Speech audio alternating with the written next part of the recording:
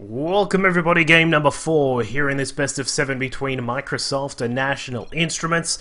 We've seen the scoreline go to 3-0, so things are looking very good for Team Microsoft right now. As we can see, our 4th player out for National Instruments down at the bottom right hand side of AHGL Waste, one of my sort of favorite maps at the moment. I'm not sure how you guys feel about it, let me know. This is BGG. No, it's not PGG, the Dota 2 player. It's BGG, the StarCraft 2 player. He's going to be seeing what he can do here against our Protoss player up at the opposite side of the map. Up in the top left, we've got our blue Protoss player by the name of Light Brigade. And my internet keeps cutting in and out, and that is really annoying. But yeah, we've got Light Brigade here for Team Microsoft, looking to secure a 4-0 sweep. We'll see if Light Brigade is able to bring that up and finish that one up. But yeah, let's talk about the map. Of course, just quickly, we have a very small little ramp just up to the down to the natural, I should say. You've got a very simple sort of ramp at the front door there as well. Not to mention some destructible rocks, which here help you get to a very easy to take third base, along with the collapsible rock tower here. You can kill that off. It's only got a little bit of health, as we can see here, just 500 health, and then you can drop down some rocks and have a relatively secure third base here, which is where you commonly see Terran and Protoss players take their third. For Zerg players, of course, they like to take this particular base instead. It's a little bit easier to get to. Not to mention, there's no rocks in the way if you want to defend it, so it is entire. But you know, then again, it is entirely up to the player. So please keep in mind that, of course, these casts, along with running alongside the After Hours Gaming League Season 3 playoffs here at the quarterfinals, this is also part of the So You Think You Can Cast competition. And if you are enjoying the cast from me, if you want to just jump onto the casters section of the AHGL website, it's over at afterhoursgaming.tv. You can then jump into the StarCraft A League, I believe. That's what our terminology for our league is, the A-League there, and then you can jump in and vote for me. That would be absolutely fantastic. I would give you a hug, but unfortunately I'm probably a bit further away from you than my arms can extend. So yeah, that would be absolutely cool. Of course, you know, going through would be really nice, and there are some other really good casters as well, so make sure you check them out. Give everyone your objective sort of vote on who you think is doing the best with the casting, and hopefully we'll all have a very fun time.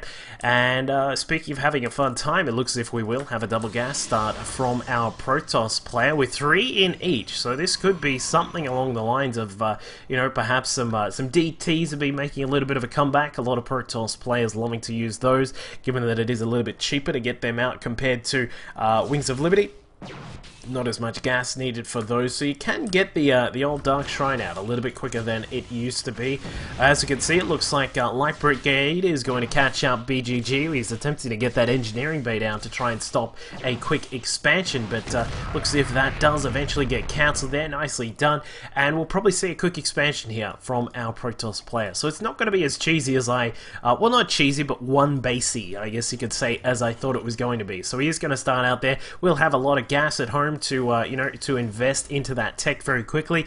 Meanwhile, for BGG, we've got the second command center being built right now. A factory is also on the way behind this. This is a very common opening from Terran players these days. This is actually one of the ones that I use quite commonly against Protoss, is to go for a reactor racks, get out a whole bunch of Marines, have a factory following that up quickly, and get out a Widow Mine or two, and that gives you a real nice stable sort of base, and that and base in the terms of actually your the structure of how you're going to play. It gives you these Marines, which are generally not too bad against defending against some really simple sort of mothership core and gateway unit sort of attacks that can occur at the start of the game. You can also use those to deal with oracles. Of course, it does take quite a few Marines to actually deal with an oracle, but it can certainly be done. You've also got a Widow Mine that can come out and help out with the defense against both of those particular options as well. So looks like we will get pretty much that exact play coming out of BGG. He's even going to grab a secondary refinery here. I'm a little bit surprised to see that. We'll see how he's going to follow all of this up.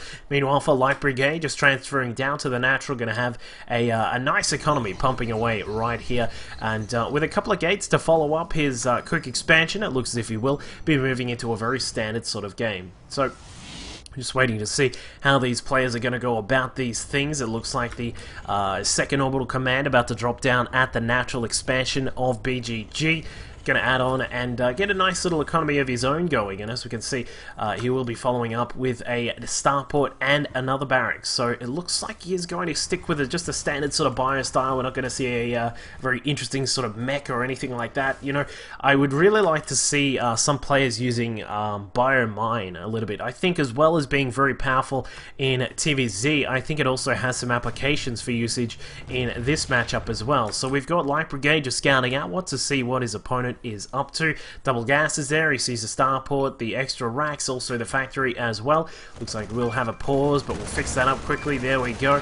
And as my connection just dies yet again, go away Blizzard.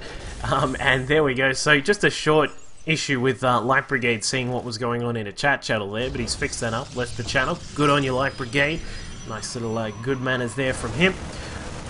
So we're just still seeing a very passive sort of game. Nothing too crazy going on. Both players going up to their very quick expansions. It looks like Light Brigade is just going to go straight up to the Colossus tech. He's not wanting to invest too much in too many early attacks. Of course, the old 3-gate pressure is something that we did see quite a lot in Wings of Liberty in the start of many of the TVP games, but you know, some players like to skip it. You like to just sort of let the Terran go, let them get their expansion up, while back at home you get your own tech going very quickly. And as we can see here, we're going to have a Colossus started up from Light Brigade in just a moment, meaning that he'll be able to have some really good forces out on the map very soon.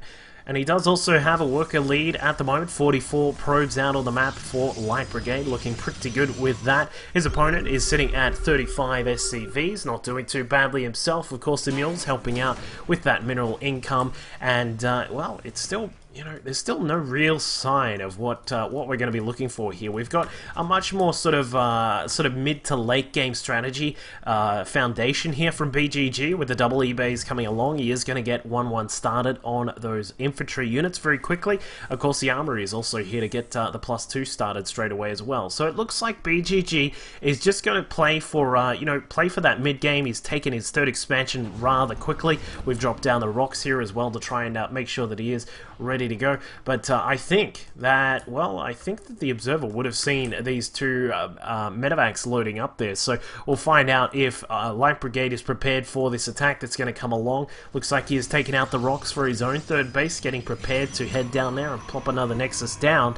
And the Colossus finally coming out along with 1-1 weapons. So both of these guys still just sort of sitting back. Of course, for a Protoss player, it is a little bit better if you can just sort of sit back and get these high-tech units out, get the Colossus out, look towards the Templar tech as well, while fending off these drops, which can come through. And it looks like we are going to have the Ignite Afterburners burning away there for BGG. He's going to just roll through the base, drop in here. Will he be able to get some damage done? This is the big question. Going to drop right on top of that Robo facility there, and it looks like our Protoss player is way out of position here. Light Brigade having to come all the way back in. Will he be able to take it down? Yes, he does get rid of the Robo Bay. Nicely done by BGG. He does lose one of the medevacs full of units, which is not too good, but I mean, he was able to get the Robo Bay, which stops the production of the Colossus. It stops the extended thermal lance, which is also being researched at the time, and it means that the clock is set back on when he has to be prepared for those big Colossus pushes that can occur of 2 or 3 bases. So things, effectively the first real attack that is happening here in this game is just finished up, and it looks like BGG going in for another attack, maybe able to get this Colossus. No, he doesn't. Gets out of there. Keeps the medevac alive, keeps those units there. This is also a really annoying sort of thing to have to deal with as Protoss, is do I need to keep my units up here and have them prepared? Maybe I have to have them over this side as well. Maybe even down at the third base here, they could be coming through. So this is a good thing that BGG was able to keep the majority of those units alive, not to mention the medevac itself. So he will be able to elicit that pressure later on in the game.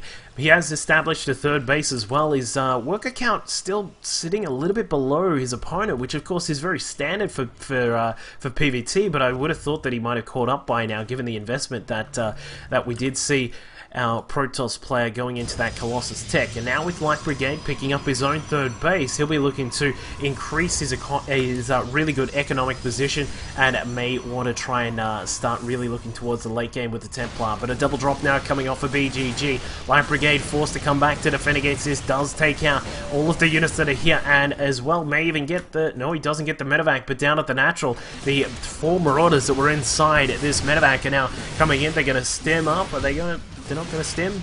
Okay, he's not going to stem, so the Nexus Cannon activates, and it looks like the rest of the Protoss units now coming across to defend against this, and that'll be the end of those drops just for the moment here, because Light Brigade has been able to just sort of stabilize himself for the moment, has now got all of these gates back at home. 6 in total, 1-1 is just about to complete, in fact, sorry, 2-2 is just about to complete for Light Brigade. He's also got his extended Demo Lance about to finish up, and with the third base now about to get in full swing, he is going to be sitting in a very nice position. Of course, you never really want to be even bases against the Protoss as a Terran player. If you can perhaps stay ahead, especially if you're playing a bio style where the efficiency isn't as up there as a mech style or anything like that, then you'll be sitting quite pretty. But, you know, BGG struggling a little bit with his economy. As we said before, the worker count is still falling just a little bit behind his Protoss foe.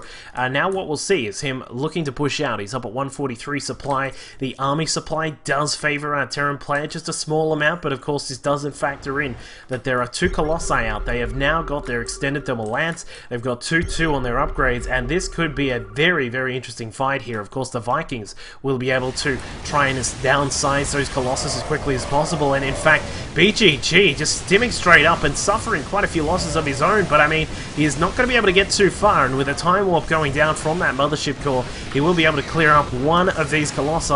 Yes, he does get it in the end. I was worried that was not going to finish it off, but he does eventually come across, takes down the Colossus, and now, as we can see, with 2-2 only just now getting close to finishing for the Terran units, these guys are not going to get a huge amount of damage done, and this is a big victory in terms of the army battles here for Light Brigade. He's been able to just really put himself in a good position right here. He's up to 108 supply. We've got the Templar tech also on the way, and with this proxy pylon, he may be able to push forward and get some more damage done on his Terran opponent, because look at what BGG has got. He's got just a few medevacs left over. Of course, we do have these Marauders out as well, only 11 Marauders, and against the Colossus and a whole bunch of these Zealots here that have charge, they've got 2-2. He's going to be doing a huge amount of damage here if he decides to push, but I don't think he's going to do so just as of yet. Wants to establish this 4th base. If he can get this mining away and you know, get that income looking very sexy, then he will be in a very nice position for the late game.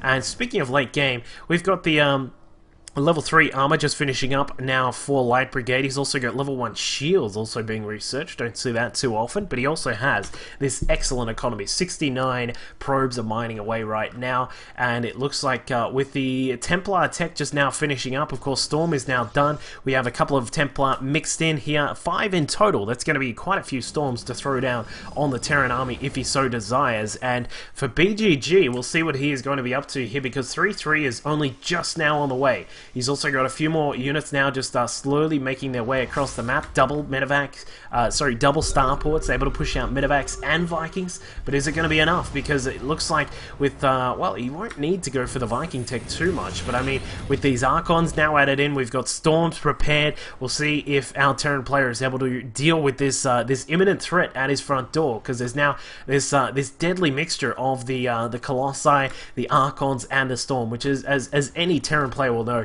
is something that you really don't want to have to mess with. Of course, it becomes quite troublesome to deal with these things at mid to late game TVP, and we'll see if if BGG is going to be able to deal with this. He will come across trying to deal with this proxy pylon.